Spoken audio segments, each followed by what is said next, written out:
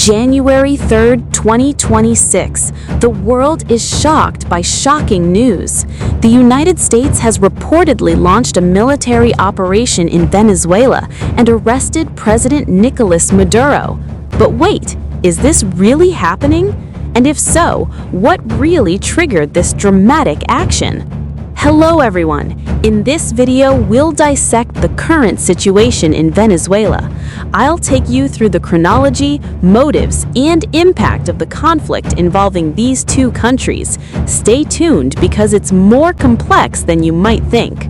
Before we begin, don't forget to subscribe and turn on the notification bell so you don't miss the latest geopolitical analysis.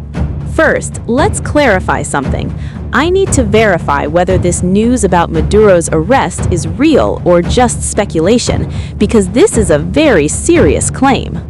But before that, let's take a step back. To understand the current situation, we need to understand the background of the US-Venezuela conflict. Context points.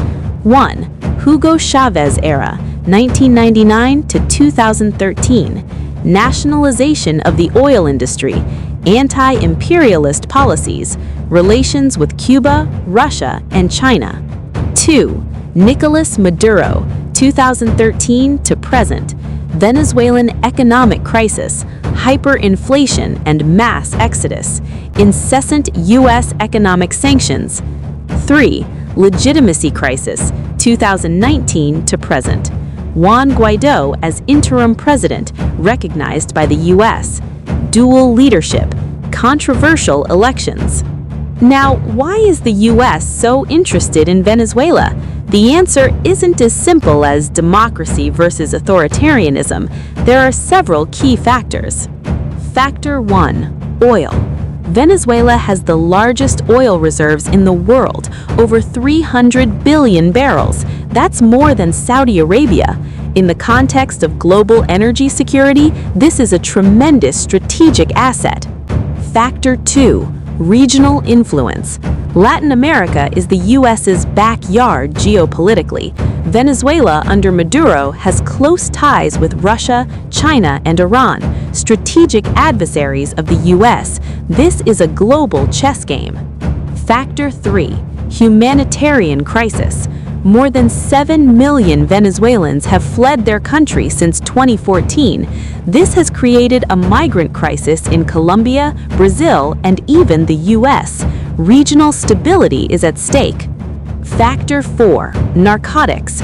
Venezuela has become a major transit route for drug cartels. There are allegations that government officials are involved in international drug trafficking.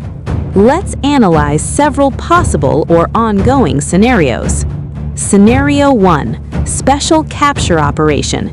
If the capture does occur, it would likely not be a full-scale invasion, but a special operation like the capture of Manuel Noriega in Panama in 1989. The U.S. has precedent for such actions. Scenario 2. Opposition support.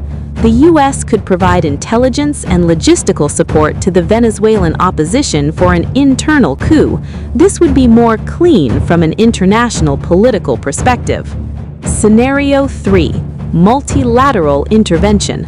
Under humanitarian pretexts through the OAS, the U.S. could build a coalition like in Libya in 2011.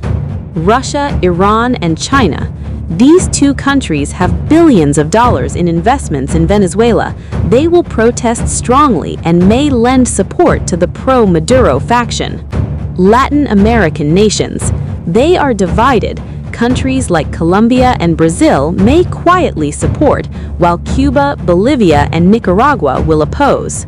Military action in Venezuela will not be without serious consequences. Risk 1. Prolonged guerrilla war. Venezuela has a loyal military and well-trained civilian militias. This could become a second Afghanistan for the U.S.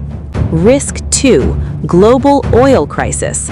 The conflict could disrupt Venezuela's oil production, raising global energy prices amidst a still fragile economy. Risk 3. Breaking of the anti-U.S. alliance. Russia, China, and Iran could respond in a variety of ways, from counter-sanctions to cyber attacks to military confrontations elsewhere. Risk 4. Latin nationalism.